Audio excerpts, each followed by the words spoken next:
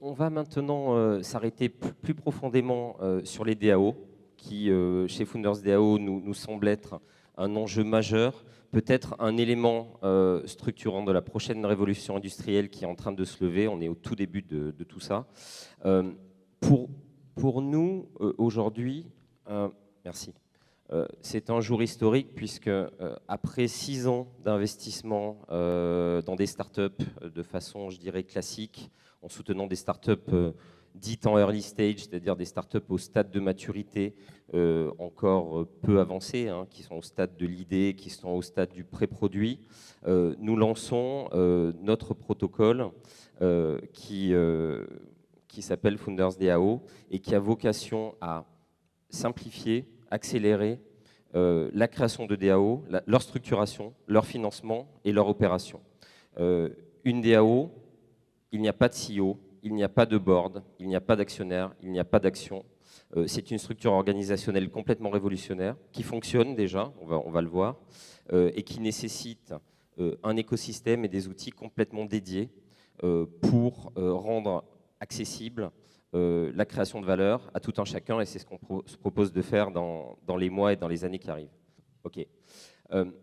On va faire un petit historique. L'histoire de Founders, qui aboutit aujourd'hui à Founders DAO, elle commence en 2014 en Suisse. Je vis à l'époque en Suisse, je suis business angel, j'investis dans quelques startups. Et on a l'apparition d'Ethereum que la plupart d'entre vous connaissent. Ethereum, c'est un des premiers protocoles qui suit Bitcoin. Bitcoin est né en 2009. C'est encore une innovation qui est très peu connue à l'époque. Et Vitalik Buterin, qui n'a même pas 20 ans, en 2014, se propose d'utiliser la blockchain pour décentraliser les traitements et opérer une véritable révolution de la confiance. Évidemment, à 19 ans, il n'est pas toujours pris au sérieux, il est canadien, enfin russo-canadien, et il débarque à Zug. Zug, c'est ce que vous voyez là, c'est une petite ville, quasiment un village, au cœur des Alpes. Et il est accueilli, il est compris. Cette rencontre entre Zug et Vitalik Buterin va créer la Crypto Valley, qui pendant 5 ans sera l'écosystème mondial le plus dynamique sur les cryptos, qui verra la naissance de dizaines de protocoles, de plusieurs licornes, et qui encore aujourd'hui, même si la dynamique a un petit peu baissé, est un des très grands écosystèmes crypto de l'époque. Donc, côté Founders, on voit ça et on se rend compte, ça passe un petit peu tout seul, mais on se rend compte que la blockchain est certainement une façon d'accélérer et de dérisquer les projets innovants sous forme de start-up à l'époque, et on commence à s'intéresser de façon très profonde, à faire de la recherche, à faire des premiers investissements sur ce secteur. En 2015, la blockchain Ethereum est lancée. En quelques jours, une vingtaine de millions de dollars sont levés, ce qui est pour l'époque complètement considérable. Aujourd'hui, on est habitué à des tours de table en France et ailleurs de centaines de millions. À l'époque, 18 millions de dollars pour quelqu'un qui n'a pas 20 ans, c'est une vraie révolution, et ça donne déjà toute la potentialité de cette révolution.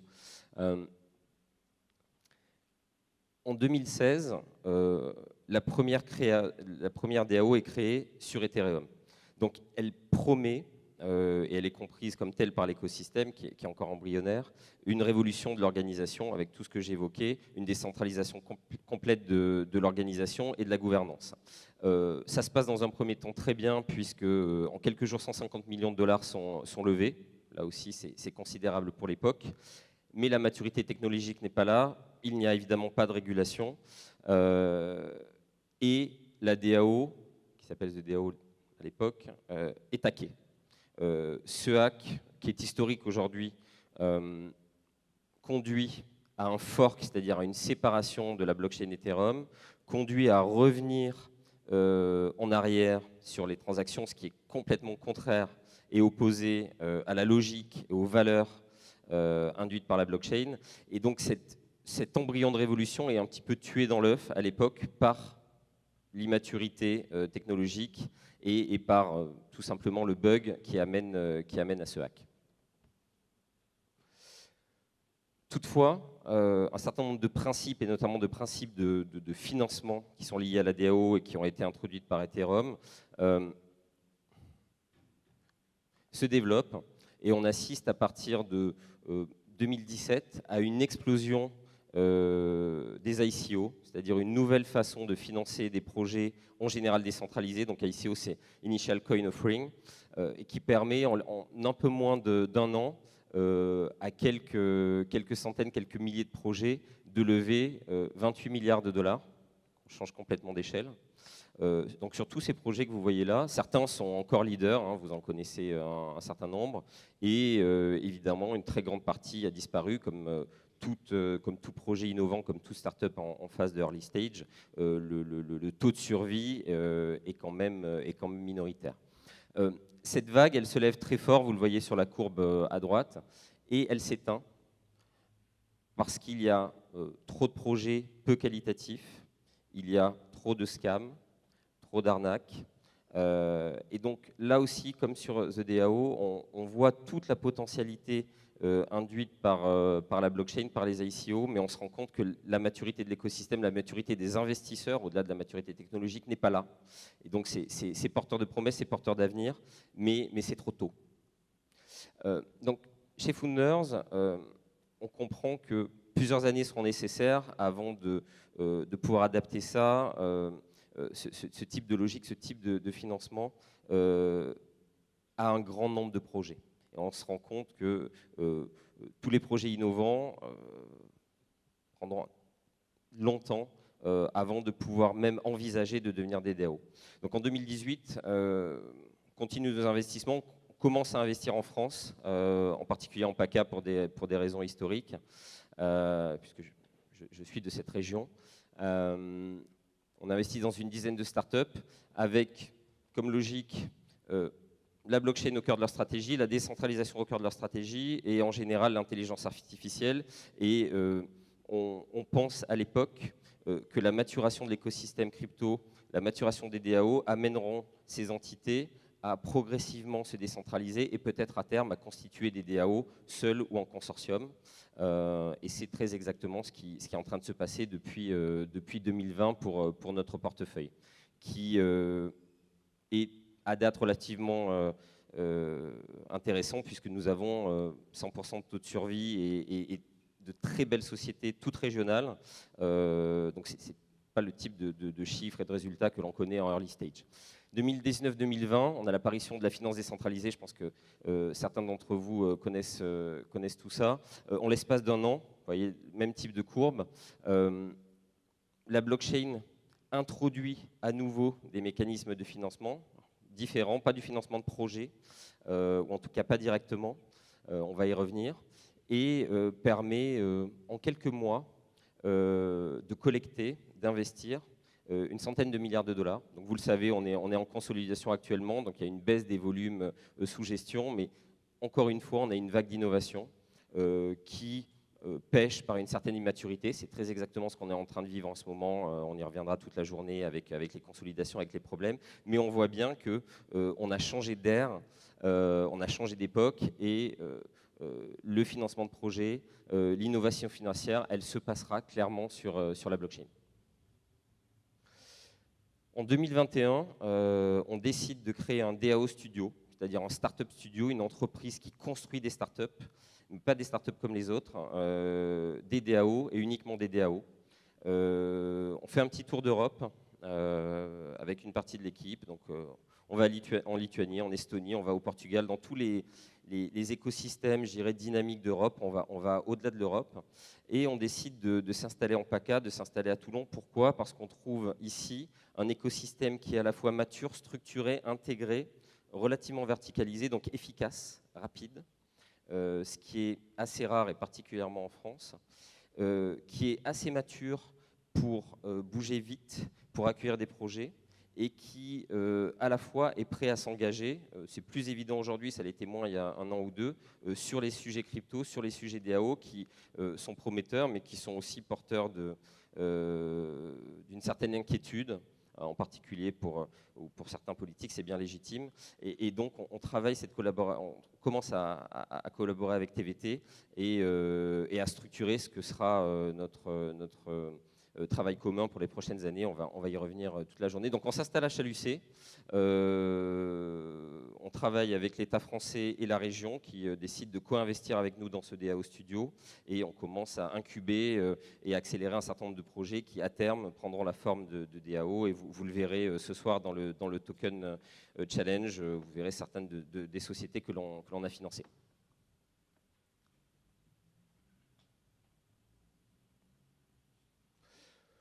Très rapidement, le protocole Founders DAO va permettre, on est en train d'y travailler, de structurer, de financer, d'opérer tout type de DAO.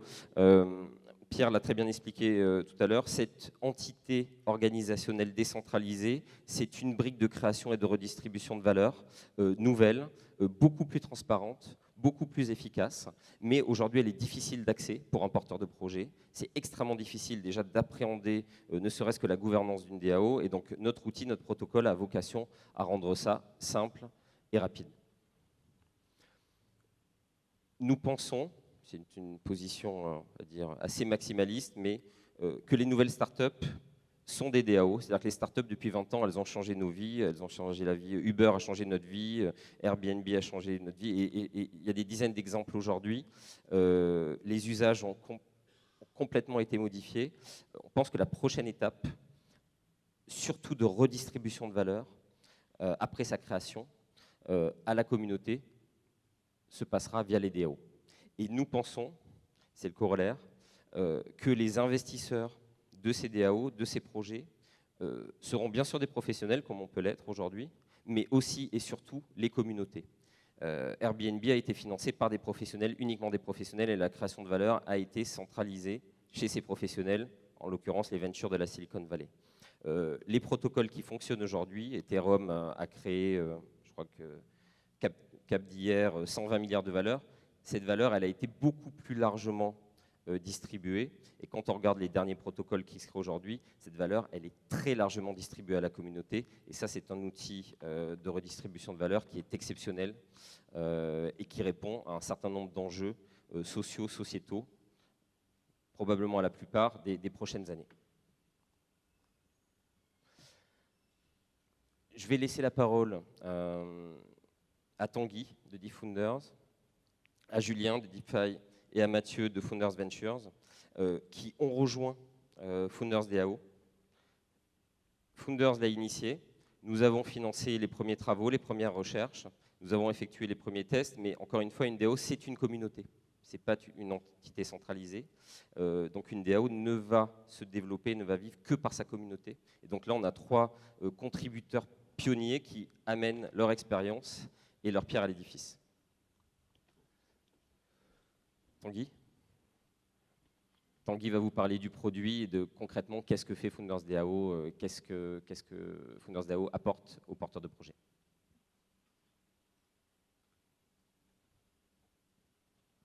Bonjour tout le monde, donc je m'appelle Tanguy Racinet et je m'occupe de DeepFounders. Nous, on est un DAO studio, donc ça veut dire qu'on accompagne les projets de DAO pour les aider à créer leur société, comprendre comment fonctionne une DAO et les accompagner sur toute la partie technologique. Et donc, avec nous, on a un certain nombre de partenaires. Bonjour à tous, je m'appelle Julien Audibert, je suis le fondateur de DeepFi.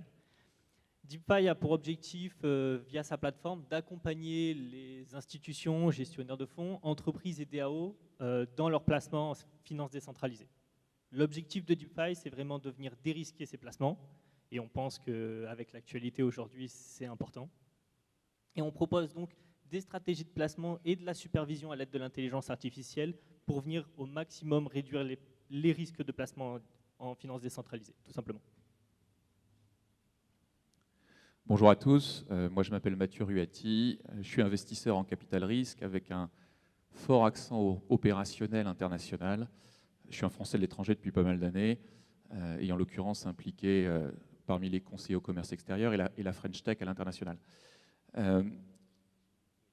Founders Ventures que je rejoins, vous l'avez compris, Jean-Christophe vous en a parlé, c'est un fonds de capital risque en seed, donc le premier tour de financement d'un projet entrepreneurial et d'une start-up qui se concentre multisectoriellement sur transformer des start-up et générer de la valeur par la tech et la blockchain en particulier.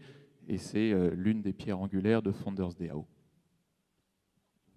Donc, Defenders, on fait partie d'un écosystème, comme je vous le disais, avec un certain nombre de partenaires. Vous avez ici un exemple du Startup Studio qui a été présenté, la structure d'un Startup Studio présenté par la BPI, donc un organisme français bien connu avec lequel on travaille. Et il se trouve que nous, ces 6 dernières années, on a développé quelque chose qui ressemble exactement à la même chose. Donc, comme quoi, on pense un peu tous la même chose et on se rejoint. Donc, dans cet organigramme aujourd'hui, Defenders, la société que je représente aujourd'hui, on est un petit peu au centre des échanges. Alors ça ne veut pas dire qu'on est les plus importants, ça veut juste dire qu'on essaie de parler tous les langages. Donc on va aider les entrepreneurs, les créateurs de projets à entrer en contact et à communiquer avec des chercheurs qui ont leur langage particulier et qui sont très très riches, mais également trouver des équipes de développement et des financeurs comme de l'investissement public ou bien privé. C'est un petit peu ça qu'on essaie de construire avec cet écosystème qu'on a créé tous ensemble pour Founders DAO. On travaille depuis maintenant, la genèse était il y a 5 ans, on travaille nous de manière très active depuis 1 an à accompagner un certain nombre de projets qui veulent créer leur propre DAO. Donc vous en avez quelques-uns ici, vous en avez vu certains du portefeuille de Founders Ventures. Et vous en verrez certains de ceux-là d'ailleurs ce soir vous présenter un petit peu le token et le fruit de leurs travaux. Concrètement, pourquoi est-ce que je vous parle d'eux aujourd'hui? C'est pour vous dire qu'on travaille vraiment sur des sujets aujourd'hui pour les problématiques d'aujourd'hui et de demain. Et du coup, en travaillant avec eux, on a identifié un certain nombre de problèmes. On vous expliquait à quel point c'est difficile aujourd'hui de créer une DAO. Il y a plein de contraintes légales, techniques, technologiques et humaines. Et donc, ce qu'on a créé avec Founders DAO et avec les différents partenaires qu'on a aujourd'hui, c'est essayer de répondre un petit peu à tous ces différents problèmes qu'on a identifiés. Aujourd'hui, je peux vous montrer en exclusivité, pour la première fois, quelques écrans du travail sur lequel on est en train de travailler. C'est la plateforme Founders DAO qui va permettre à des créateurs de projets, à des porteurs de projets, des initiateurs, comme on les appelle dans le monde des DAO, de créer leur DAO de manière simple et automatisée le plus possible. Donc on va pouvoir venir sur notre site, se connecter et lancer la création comme si je faisais un compte sur n'importe quel service que vous avez l'habitude d'utiliser. Ce que ça veut dire, c'est que nous, derrière, on a tout un nombre de structures qui sont déjà prêtes et de blocs qui vont pouvoir être utilisés pour gérer tout l'aspect légal, par exemple, de votre entité, vous aider à trouver les bonnes règles pour gérer votre communauté. Parce qu'un projet DAO, on l'a dit, je vais le redire et ce sera sûrement redit plus tard dans la journée, il n'y a pas de CEO, il n'y a pas de président directeur et il n'y a pas de manager. C'est une communauté qui construit un projet. Donc ça veut dire que ma communauté doit être au cœur de mon projet. Et c'est du coup pour ça que Founders DAO est extrêmement important pour nous, pour à la fois vous aider à créer vos projets, mais également vous aider à, dès le début, créer le projet avec votre communauté. Il n'y a plus de je fais du développement dans mon coin, et puis une fois que c'est prêt, je teste, et je regarde si les utilisateurs ont bien aimé. Non, ici les utilisateurs sont impliqués dès le début dans la construction, et donc c'est le projet de Founders DAO, c'est la plateforme qu'on a co-construit avec un certain nombre d'outils technologiques. Donc Defenders en particulier a beaucoup travaillé là-dessus avec les différents projets de DAO qu'on accompagne. Et nos partenaires interviennent sur différents de ces blocs, de ces solutions pour tout ce qui va être le financement, l'enregistrement de votre DAO, la publication et toutes ces choses qui sont nécessaires pour à la fois créer et ensuite faire évoluer votre projet. Je vais peut-être laisser la parole à Julien. J'ai encore deux écrans pour vous montrer à quel point ce sera joli. Un dashboard avec tous les outils pour vous aider en live une fois que votre DAO est construite.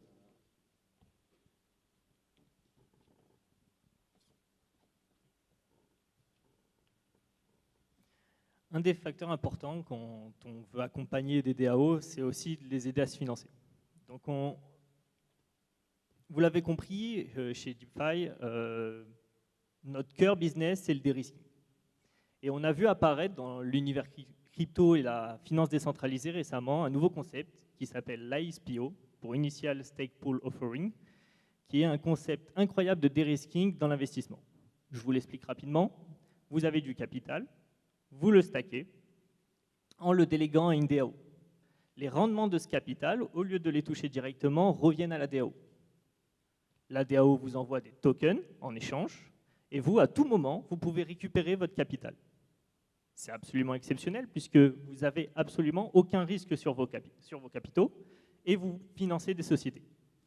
La plus grosse problématique de ces ISPO, c'est que si on prend les rendements actuels de staking, on est entre 5 et 10%, disons 7% et demi. Si vous voulez investir 150 dans une DAO et que vous avez 1000 de capital, il va vous falloir 2 ans d'attente. Et chez Founders, on s'est dit que c'était ça vraiment la contrainte aujourd'hui, parce que 2 ans d'attente dans la finance décentralisée, c'est une éternité. C'est pour ça qu'on a inventé 2 mécanismes qui vous permettent d'obtenir du Founders, du token Founders, pour ensuite investir dans des DAO. Le token Founders, qu'est-ce que c'est? C'est un token de paiement. Il représente vos rendements. Vous pouvez l'échanger lors des levées de fonds des DAO contre des tokens de DAO. Et en fait, celui-ci est brûlé, c'est simplement une représentation de vos rendements. Comment vous obtenez du Founders? 3 méthodes. La première méthode, c'est, comme tous les tokens, le marché secondaire. Vous partez sur des DEX, des pools de liquidité, vous achetez, vous vendez du Founders. À côté de ça, on a inventé 2 méthodes. La première, c'est l'ISPO, pour Ever SPO. Le principe est assez simple. C'est que vous pouvez stocker votre capital, déléguer à Founders DAO, accumuler des rendements en Founders, et le jour où une DAO vous intéresse, vous pouvez la financer. Ça vous permet en fait de commencer à préobtenir des rendements et de ne pas être obligé d'attendre que la DAO puisse lancer elle-même son ISPO.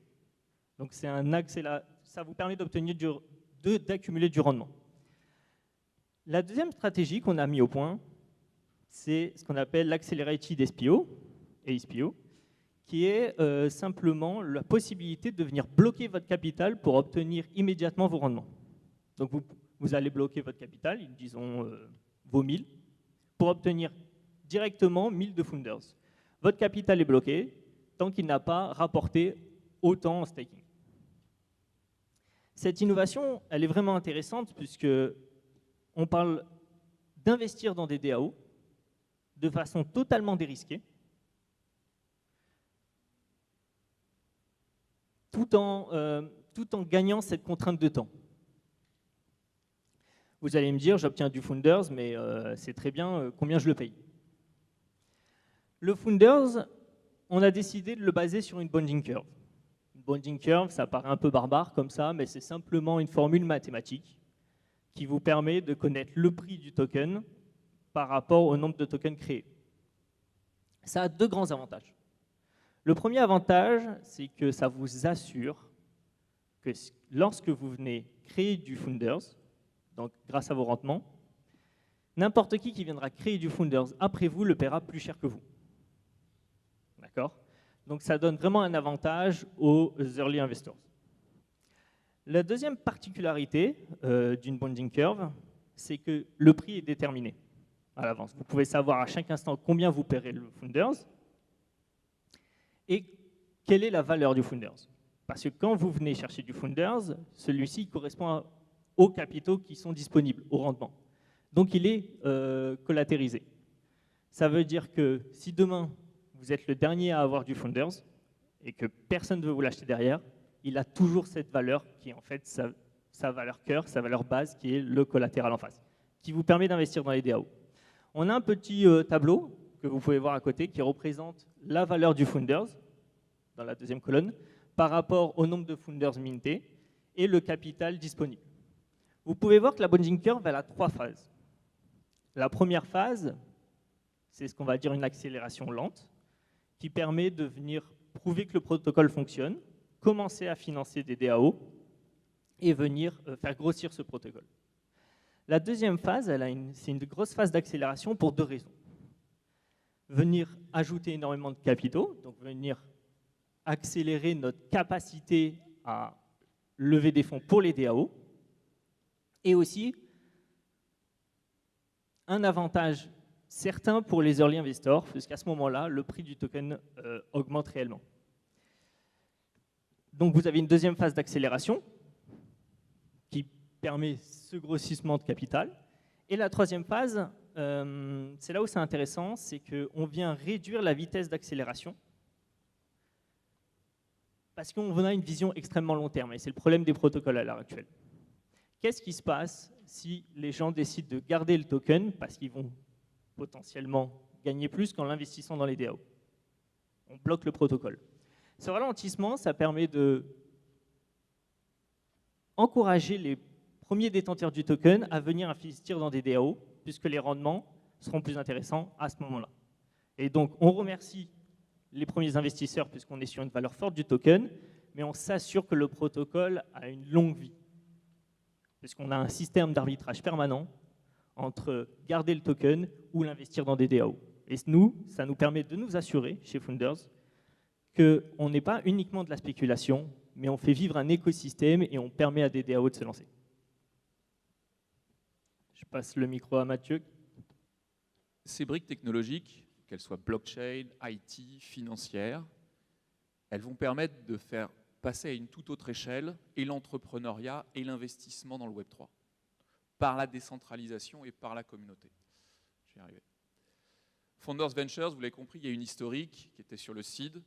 Founders Ventures va continuer à évoluer en suivant ces projets et en suivant la maturation de l'écosystème, du seed au growth, de la France vers l'international et historiquement de l'investissement en capital vers l'investissement en token. Ceci dit, l'investissement dans Founders DAO, il est plus large que Founders Ventures. Founders DAO va permettre à un investisseur de la communauté d'investir en direct. C'est l'équivalent dans le Web3 de ce qu'un business angel pourrait faire dans une économie digitale un peu plus classique. Mais on va aussi aller plus loin que ça. On ne s'improvise pas forcément business angel. Ça demande une certaine expertise, une certaine expérience, ça demande du temps. Et en fait, Founders DAO va permettre de mutualiser certains de ces investissements par des entités opérationnelles et expertes. Évidemment, Founders Ventures en est la première, mais ça ne sera sûrement pas la seule. Et c'est l'un des grands avantages de Founders DAO, c'est d'ouvrir cette capacité d'investissement pour tout un tas de projets du Web3 et des DAO.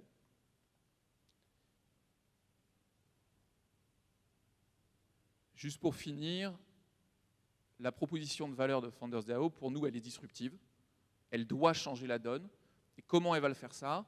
En mettant en cohérence et l'innovation d'entrepreneurs et d'entrepreneuses et la capacité d'investissement par la communauté. Je vais laisser Tanguy terminer sur notre roadmap. Merci à tous. Donc on a fini de vous parler un petit peu de notre projet de Founders DAO, du protocole. Pour vous donner un petit peu de contexte, aujourd'hui, ce ne sont pas juste des idées. C'est un projet qui a commencé, comme je vous le disais, concrètement déjà il y a plus d'1 an avec les différentes startups et projets DAO que nous accompagnons. Donc vous pouvez tout de suite trouver sur notre site foundersdao.io le white paper et surtout trouver tous les liens vers nos réseaux sociaux parce qu'on a fini de proposer nos théories initiales suite à nos travaux pendant plusieurs années. Et donc maintenant, on veut vraiment que la communauté vienne nous aider à co-construire ce projet. Et donc on attend toutes vos idées et vos remarques sur tout ce qu'on vous a présenté aujourd'hui. Merci à tous et bonne journée.